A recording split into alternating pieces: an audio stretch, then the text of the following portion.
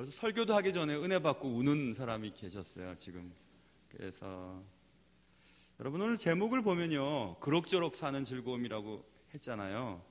이런 제목을 보면서 여러분 좀 당황스러워 하셔야 돼요. 왜냐하면 세상은 최선을 다해서 무언가 얻으려고, 그리고 또 그래야만 된다고 우리에게 강요하거든요.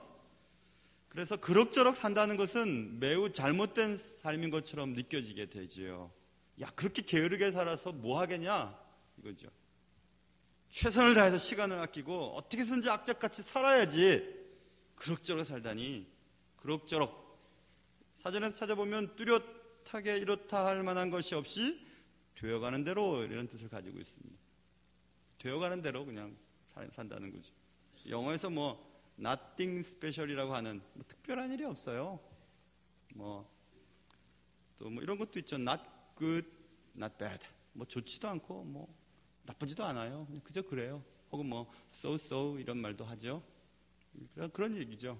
우리가 뭐 그럭저럭 사는 게 즐겁다고 하는 얘기들을 이제 해보려고 해요. 오늘 본문에 6절에 자족하는 마음이라고 하는, 자족하는 마음, 거기서부터 이제 우리가 시작하려고 하는데, 우리가 세상 살아가면서 늘 최상의 것만, 최고의 것만 어떻게 해서든지 승리하고 이겨내야 되고 뭐 쟁취해야 되고 높은 곳에 올라가야만 하는 이 피곤한 세상 속에서 성경은 그렇게 말하지 않습니다.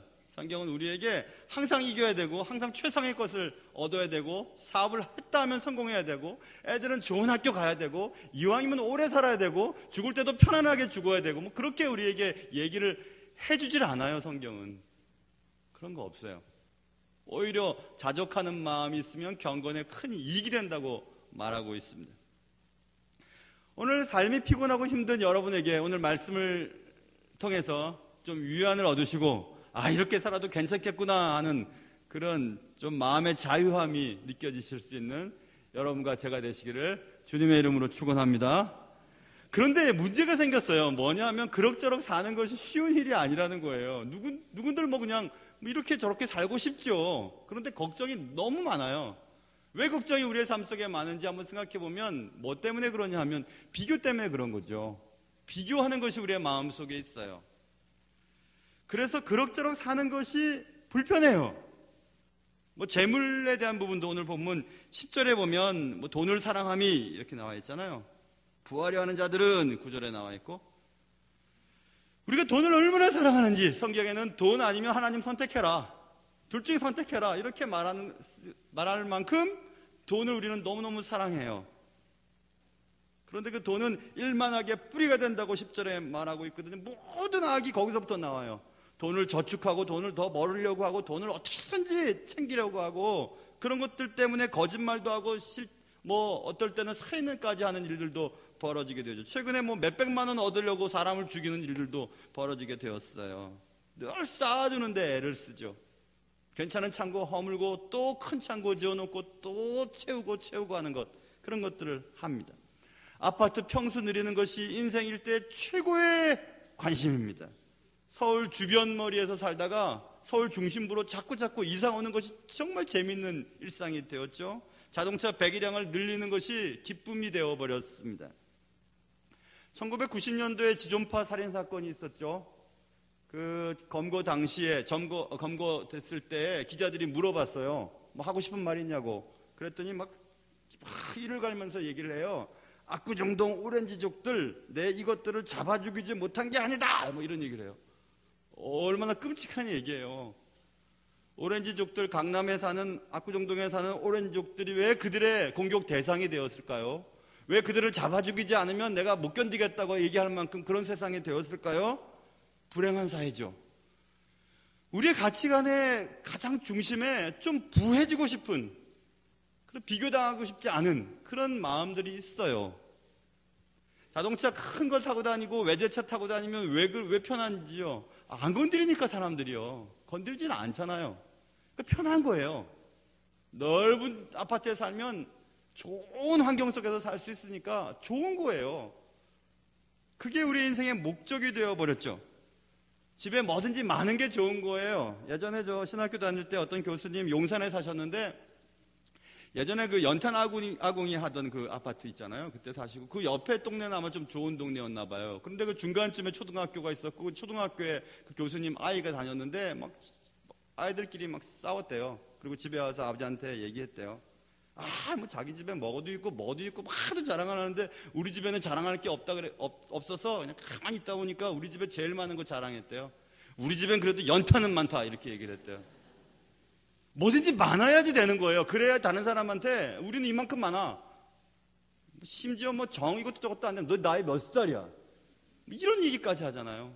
뭐 싸울 때 막 팔을 들고 이렇게 하잖아. 내가 더 크다 이렇게. 아니면 목소리도 크게 지르잖아요. 그렇게 해서 제압하려고 하죠. 그 비교 때문에 그런 거잖아요. 비교 때문에. 건강도 마찬가지죠. 아이고 그냥 30대 같으세요. 90대 할머니한테. 막 70대 할아버지한테 아이고 지금 장가 가도 될 것 같아요. 그럼 막 거짓말인지 알면서도 기분이 좋아가지고 그냥 막 아이고 건강이 최고죠 우리. 그렇죠? 건강한 거라면은 할아버지 할머니들 어디 가서 건강하다면 뭐든지 다 사 모아요. 그냥 먹지도 않으면서 드시지도 않으면서. 늙어도 젊고 싶고 매력적으로 보이기를 원하죠. 왜 그렇죠? 비교 때문에 그런 거 아니겠어요? 저 사람보다 내가 좀 젊어 보이는 거예요. 그래서 머리도 비싼데 하고 화장도 좀 예쁘게 하고 째기도 하고 붙이기도 하고 막 꼬매기도 하고 해서 아무튼 건강하게 보여야 되는 거잖아요. 왜냐하면 비교 때문에 그렇죠. 그러니 비교하기 시작하면 행복하지 않아요. 만족하지 않아요. 나보다 훨씬 잘생긴 사람, 나보다 훨씬 많이 가진 사람, 나보다 훨씬 이쁜 사람, 나보다 훨씬 몸매 좋은 사람, 나보다 훨씬 큰 차 타고 다니는 사람들이 너무 많기 때문에 그래요. 그러니까 자족할 줄 몰라요. 그럭저럭 사는 것에 대해서 만족할 줄 몰라요. 늘 밖에 나가면 기분이 나빠서 돌아오는 거죠. 여러분 지옥이라고 하는 것이 헬란 말로 게헤나, 히브리 말로 게, 흰놈 더하기, 게 더하기 흰놈, 흰놈의 골짜기. 그러니까 예루살렘 양옆에 골짜기 2개가 있는데 왼쪽 편에 있는 흰놈의 골짜기는 제사를 드린 동물의 사체들, 피 뭐 이런 것들 다 던지는 곳이에요. 그래서 막 파리들, 오물 막 그래가지고 사람들이 야 저게 바로 지옥 아니겠나 나중에. 그래서 게헨나가 지옥이라고 하는 고유명사가 돼버렸어요. 게헨나가 한국말로 번역하면 무저갱이라고 번역이 되거든요. 무저갱은 이 바닥이 없다는 거예요. 바닥이 없는 구렁텅이를 무저갱이라고 그러잖아요. 그게 뭐냐? 만족이 없는 곳이라는 뜻이에요. 지옥은 만족이 없어요. 뭘 해도 만족이 없는 거예요. 그러니까 그 지옥 같은 삶은 내 삶에 만족이 없기 때문에 행복하지 않은 거예요. 자꾸 비교되고 자꾸 비교당하면 스스로가 비참해지고 자존심 깎이고 그게 지옥 아니에요? 왜 그렇게 됐을까요? 왜 세상이 경쟁에서 꼭 승리해야 된다고 하고 교회 내에서도 승리 찬양을 그렇게 많이 하고 그냥 어떤 때를 보면 어떤 교회를 가보면 뭐 그런 교회가 많지는 않지만 주먹쥐고 막 그래서 군가를 부르는 것처럼 그렇게 해요. 싸워서 이겨야 되고 승리해야 되고 그래서 사업이 잘 되면 감사 예배를 드리는데 사업 망하면 폐업 예배 안 드려요. 창피하니까. 아파도 얘기 잘 안 해요. 창피하니까. 애들 학교 떠나서도 얘기 안 해요. 집에 무슨 일이 생겨도 그때도 우리가 함께 기도하고 함께 손잡고 함께 주의 복음을 나누고 사랑을 나눠야 되는데 그렇게 안 하려고 그래요. 비참해지니까 내가. 최근에 어떤 글을 읽다가 토끼와 거북이에 대한 얘기를 봤어요. 여러분 토끼와 거북이 얘기 모르시는 분들이 상당히 많으실 것 같아서 제가 얘기해 드릴게요. 토끼와 거북이가 경주를 했어요. 근데 토끼가 막 달려가다 보니까 거북이가 저 뒤에서 막 오는 거예요. 하면서 토끼가 에휴 좀 쉬었다 가야지 하고 다리를 딱 끄고 막 자기 시작했죠. 거북이는 가지고 결국 누가 이겼을 것 같아요, 여러분? 어쩜 이렇게 잘하세요, 여러분? 거북이가 이겼어요, 거북이가. 우리는 그러니까 거북이처럼 끝까지 열심히 다 해야 돼. 아무리 재능이 없어도 끝까지 가는 사람이 이겨. 그렇게 보통 우리가 배웠잖아요. 근데 제가 읽은 책에서 토끼가 열심히 뛰다가 게으름 피면서 잠잔 게 잘못이냐? 아니면 자고 있는 토끼 깨우지 않고 지 혼자 간 거북이가 잘못이냐? 이렇게 질문을 던졌더라고요. 가만히 생각해보면 그래요. 거북이도 못 됐어. 그렇죠? 근데 또 그 밑에 결론에 그것도 우스운 거예요. 여러분 생각해보세요. 종이 다른 종자잖아요. 토끼는 잘 뛰는 게 기본이죠. 거북이는 열심히 뛰어봤자 기는 거죠. 근데 다른 종류를 경쟁시켜 놓고 누가 이겼는지 얘기하는 게 옳은 거냐? 듣고 보니까 맞아요. 분명히 거북이는 거북이 잘하는 게 있고 토끼는 토끼 잘하는 게 있는데 똑같은 조건에서 출발한 공평한 게 아니에요. 그건 다른 거예요. 공평하지 않은 거예요. 그런데 거북이는 토끼를 이기려고 해요. 그리고 토끼가 약점, 토끼가 자고 있을 때 이겼다고 자랑해요. 그리고 또 거북이는 토끼를 깨우지 않은 게 잘한 거예요. 그 말이 맞아요. 전혀 다른 두 존재를 경쟁시켜서 승부를 내야만은 하는 그런 시대를 우리가 살고 누가 잘했는지 얘기하고 있죠. 왜 우리는 모든 사람을 각각의 이름을 부르시면서 독특하게 지으신 하나님 앞에서 비교하며 경쟁하고 승리하고 이겨내야만 행복할 것이라고 여기며 그렇게 사는 거죠? 그러니까 그럭저럭 사는 게 어려운 거예요. 만족하기가 어려운 거죠. 기능과 역할에 따라 존재의 기증함이 바뀌지 않죠. 전혀 안 바뀝니다.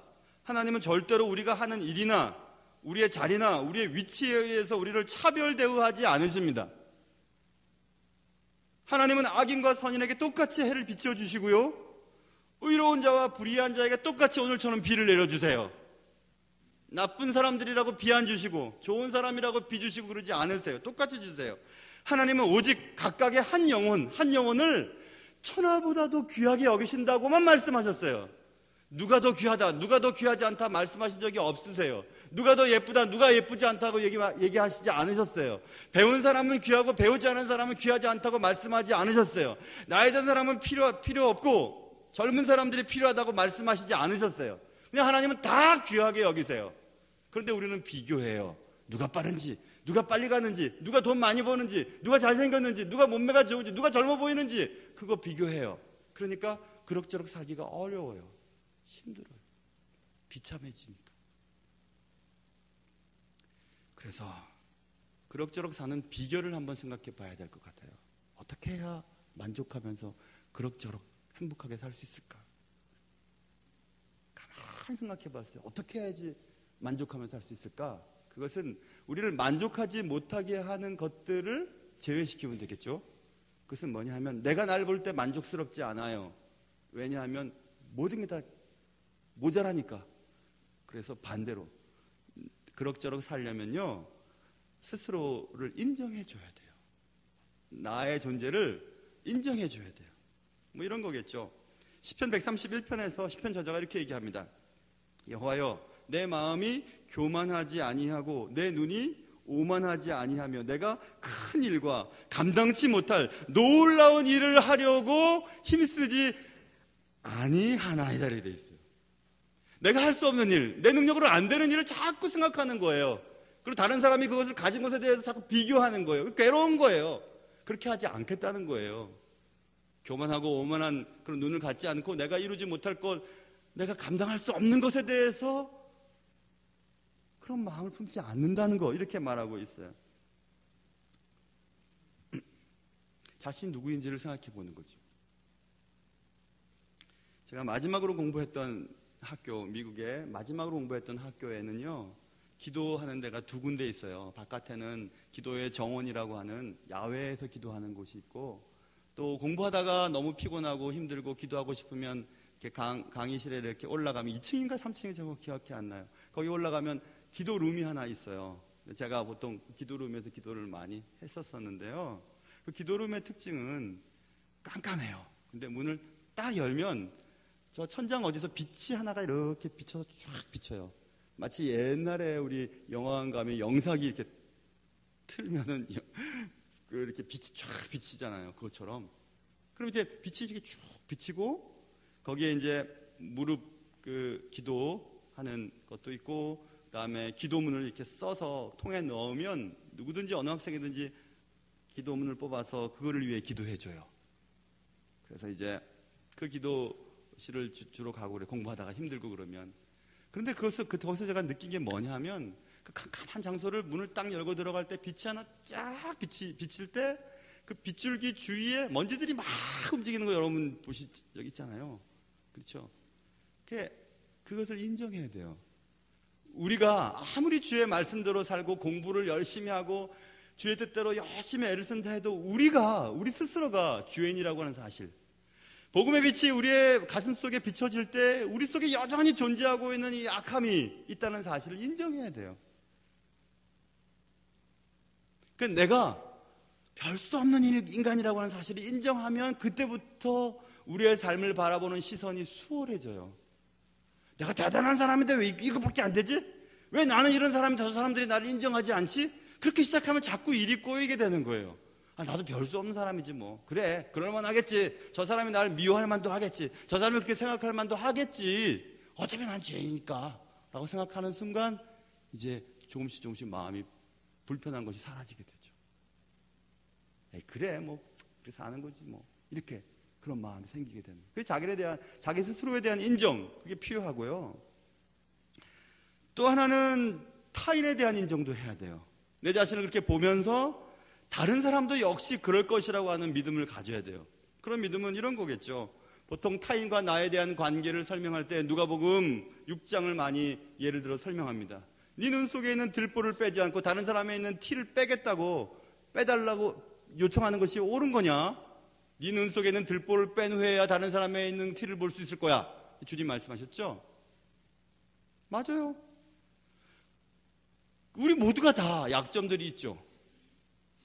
오히려 내게 더 약점이 큰지 모르겠어요. 저는 예레미야 말씀이 생각났어요. 예레미야 13장에 굿수인이 아프리카 까만 분들이에요. 피부가 감은 분들이 굿수인이 그의 피부를 표범이 그의 반점을 변하게 할 수 있겠냐? 할 수 있다면 악에 익숙한 너희도 선을 행할 수 있으리라. 이게 무슨 말이에요? 피부가 까만 사람을 하얗게 변하게 할 수 있겠니? 못한다는 거죠. 표범의 반점들을 없앨 수 있겠냐? 안 된다는 거예요. 그러니까 자연스럽게 가만히 두면 선을 행할 수 있을 것이라고 하는 건 그건 잘못된 거예요. 우린 악한 존재니까. 왜곡된 타락한 본성을 가지고 난 사람이기 때문에 우리의 의지와 우리의 생각으로는 선을 추구할 수 없다는 얘기예요. 나도 그렇고 당신도 그렇고 우리 모두가 그래요. 그것을 인정하는 순간 우리의 인간관계 속에서 꼬여진 여러 가지 것들과 우리의 삶 속에서 부딪히는 여러 가지 것들이 이해되기 시작해요. 그렇지. 나도 별 수 없고 저 사람도 별 수 없고 다 별 수 없으니까 이런 일이 생길 수밖에 없겠구나. 그런 생각들을 갖게 되는 거죠. 왜냐하면 어떤 모임이라도 나를 정당하게, 하나님이 나를 보듯이 정당하게 봐주는 사람도 있고 봐주지 않는 사람도 있기 마련이기 때문에.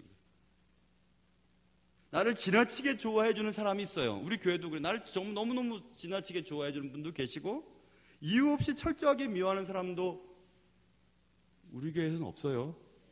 있을 수 있어요. 그렇죠? 있을 수 있죠.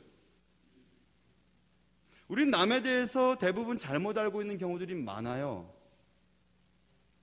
책에서 제가 읽었는데요. 어떤 분이 눈이 이제 나빠져서 시력이 나빠지는 정도가 아니라 눈을 볼 수가 없을 지경이 됐어요. 수술이 잘못되면 평생 눈을 뜨지 못한다는 의사 선생님의 말을 듣고 너무너무 불안한 거예요. 그래서 이제 수술을 기다리고 있었어요. 예수 믿는 분이에요. 근데 예수 더 잘 믿는 분이 오셔갖고 당신이 볼 수 없게 세상을 볼 수 없게 된다 해도 그때 하나님을 더 선명하게 보게 될 겁니다. 이렇게 얘기를 했다는 거예요. 그럼 여러분은 은혜 받으시겠어요? 근데 이분은 나는 하나님 못 받아 좋으니까 눈이 안 보이지 않았으면 좋겠다 이렇게 생각했대요. 저는 그 말이 맞다고 생각해요. 여러분, 눈이 안 보일지 모른다는 그런 처절한 그 순간 속에서 누구든지 쉽게 얘기할 수 있지만 그것을 경험해보지 못한 사람에게 있어서는 나 하나님 못 봐도 좋아요. 나 눈 안 보이는 게 더 힘든 거니까 그렇게 생각할 수 있잖아요. 백수를 사신 부모님 돌아가셨다고 아이고 슉 사망입니다. 뭐 이렇게 얘기하는 분들이 계시다면 그건 진짜 모르는 거죠. 120세가 되고 아무것도 하실 수 없는 부모님 살아계시는 것만 해도 좋은 일이에요. 그 여러분 아시잖아요. 근데 자식들은 그렇잖아요. 부모도 그렇잖아요. 재구실을 못해도 자녀들 그래도 그냥 살아있는 것만 해도 좋은 거 아니에요? 근데 우리는 너무 쉽게 얘기하죠. 타인에 대해서 잘 몰라요. 타인의 환경과 타인의 자라온 환경들, 그리고 가지고 있는 특성들, 그분의 상처들 다 이해할 수 없어요. 타인을 인정해 주지 않아요. 저 사람 왜 저럴까라고만 생각해요. 왜 저럴까라고만 생각하고 이해하지 않으려고 해요. 그래서 우리는 다른 사람을 변화시키려고 하지만 변화되지 않는 것을 보면서 실망하죠. 그런데 여러분, 다른 사람이 못 변화시킵니다. 절대로 변화시킬 수 없어요. 그래서 그래도 저 사람에 대한 것을 포기할 수 없어요 라고 하는 것이 교만이 아닌가 생각해 봐야 합니다. 좋은 사람이기를 포기하면 편안해질 수 있죠. 상대방의 평가에 의해서 내 자신의 본질이 달라지진 않습니다. 어떤 사람은 나에게 좋은 얘기를 했기 때문에 내가 좋은 사람이 되고, 어떤 사람이 나에게 나쁘게 평가했기 때문에 내가 나쁜 사람이 되는 거 아니에요. 그 사람의 평가에 상관없이 나는 여전히 하나님 앞에 귀한 존재일 뿐이죠. 나의 약점과 나의 부족함에도 불구하고 여전히 나를 사랑하시는 하나님 앞에서 그냥 귀중한 존재일 뿐이에요. 내가 그렇다면 상대방도 마찬가지예요. 내가 그냥 이유 없이 싫은, 저 사람 말하는 것도 싫고 얼굴도 보기 싫고 저 사람이 나랑 똑같은 옷을 입고 있는 것도 싫어. 그냥 이유 없이 싫은 사람들도 있을지 모르겠어요. 그러나 그분도 하나님이 사랑하는 분이에요. 그것을 인정하는 순간 그럭저럭 살 수 있는 용기가 생기게 되는 거죠. 그렇기 때문에 여러분, 하나님께서 언제나 나를 있는 그대로 용서하시고 내버려 두셨다면 역시 다른 사람들도 그냥 내버려 두셔야 합니다. 변화시키려 들 필요가 없어요. 상대방이 내 마음에 꼭 들어야만 되는 것은 아니기 때문에 그래요. 내 마음에 꼭 드는 사람이 하나님 보시기에 꼭 맞는 사람이 아니기 때문에 그래요. 야고보서 4장에 야고보 사도가 놀라운 통찰력을 갖고 얘기해요. 너희가 도리어 말하기를 주의 뜻이면 우리도 살기도 하고 이것이나 저것을 하리라, 이렇게 말했어요. 그래, 주의 뜻이면 살기도 하고 죽기도 하고 이것도 하게 되고 저것도 하게 되고 할 테니까 주의 뜻에 맡기는 거예요. 그냥 나도 상대방도 모든 사람을 다. 그게 그럭저럭 사는 사람의 사는 것의 비결이에요. 인정해 주는 거죠. 나도 인정해 주고 상대방도 인정해 주고. 왜 이렇게 주일날 그럭저럭 사는 것에 대한 얘기를 이렇게 깊게 하느냐? 왜냐하면 그럭저럭 사는 것은 유익이 있기 때문에 그래요. 유익이 있어요. 오늘 본문 6절에 보세요. 6절 보시면 이렇게 쓰여 있죠. 그러나 자족하는 마음이 있으면 경건은 큰 이익이 된다. 큰 이익이 있어요. 경건의 큰 이익이. 경건이 뭐예요? 하나님 닮는 거예요. 하나님이 닮아가는 거. 신앙생활 하는데 큰 이익이 되는 게 뭐냐 하면 자족하는 마음. 억지로 사는 것이 아니라 행복을 누리며 살아갈 수 있는 좋은 비결이죠. 그래서 빌립보서 4장에 바울이 이렇게 얘기해요. 나는 비천에 처할 줄도 알고 풍부에 처할 줄도 알아. 모든 일 곧 배부름과 배고픔과 풍부와 궁핍에도 처할 줄을 아는 일체의 비결을 배웠노라. 일체의 비결이래요. 스스로 자족하는 것. 가난하거나 부자거나 몸이 아프거나 몸이 아프지 않거나 다른 사람에게 두드려 맞거나 어려운 일을 당하거나 파선을 당하거나 별의별 일들을 많이 겪었지만은 그런 일 가운데서 나는 일체의 비결을 배웠다. 삶을 이해하는 비결을 배웠다. 그것은 하나님 안에서 만족하는 것이다. 이렇게. 아이들한테 물어보죠. 나중에 커서 뭐가 되고 싶어? 꼭 물어봐요. 뭐가 되고 싶어? 왜 물어보는 거예요? 뭐가 되느냐에 따라서 그 사람의 행복이 달라지나요? 아니에요. 변호사나 판사나 의사나 제 아무리 높은 권력을 가진 자라도 잘못 사는 사람들도 있잖아요. 그럼 뭐가 되고 싶어? 그게 아니죠.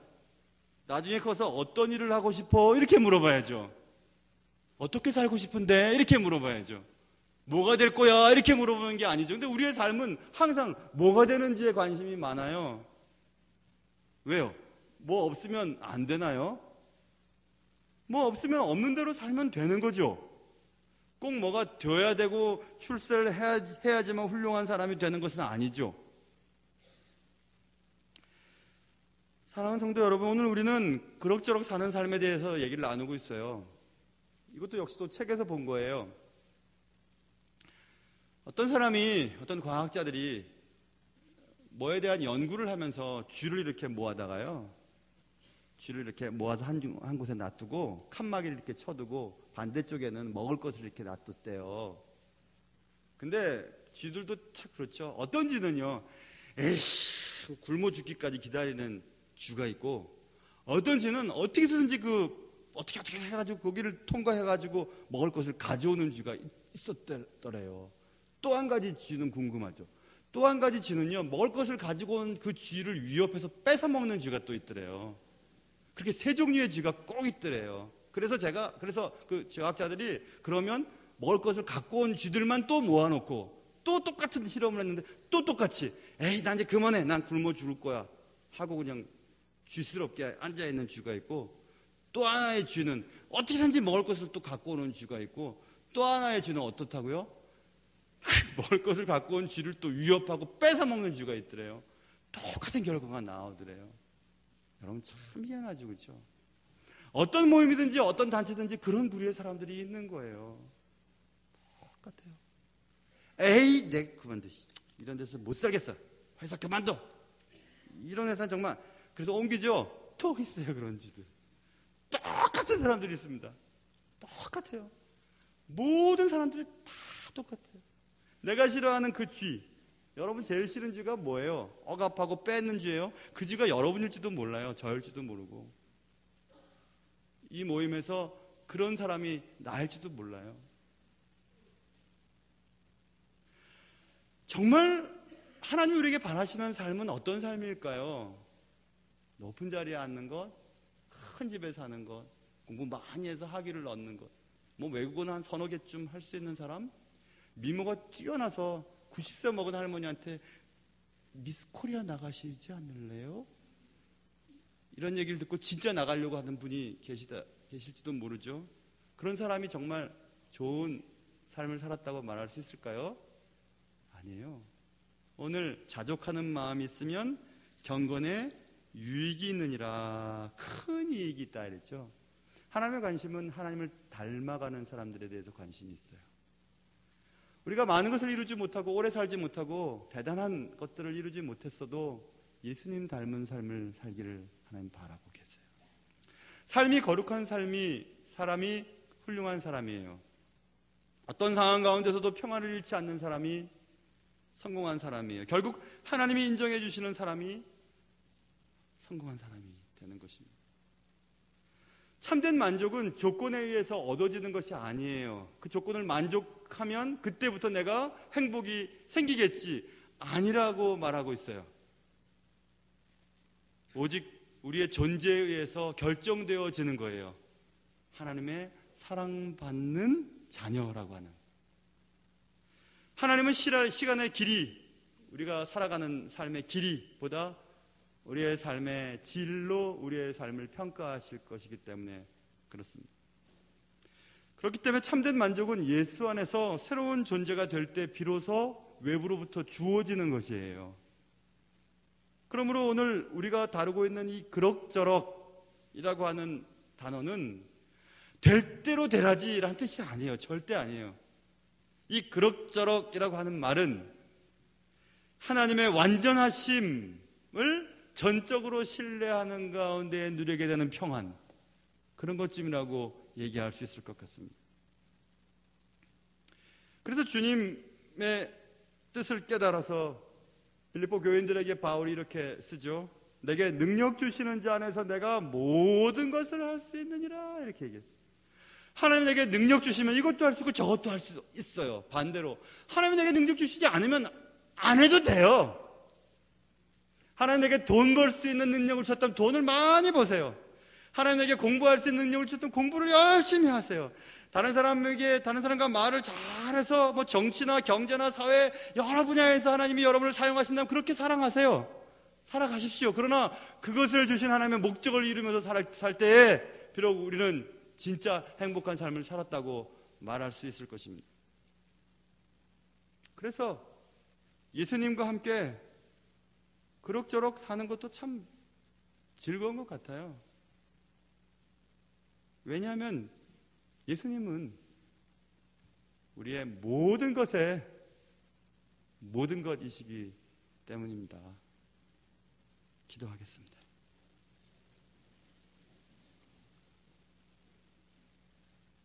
하나님 아버지, 없으면 없는 대로, 있으면 있는 대로 하나님이 내게 주신 모든 것에 대해 감사하며 일상적인 삶, 먹고 자고 학교 가고 혹은 일하고 숨 쉬고 얘기하고 눈을 움직이고 손을 움직이는 모든 일들이 하나님의 선물인 것을, 기적인 것을 알게 하시고, 많이 갖지 못하고 많이 배우지 못하고 몸이 건강하지 못해도 하나님이 내게 주신 이 삶에 대한 소망 잊지 않고 잃어버리지 않고 살 수 있도록 도와주시옵소서. 하나님의 은혜를 깊이 생각하며 날마다 살 수 있도록 우리에게 은혜 주시기를 원하며 우리의 삶의 모든 것 되신 예수님의 이름으로 기도합니다. 아멘.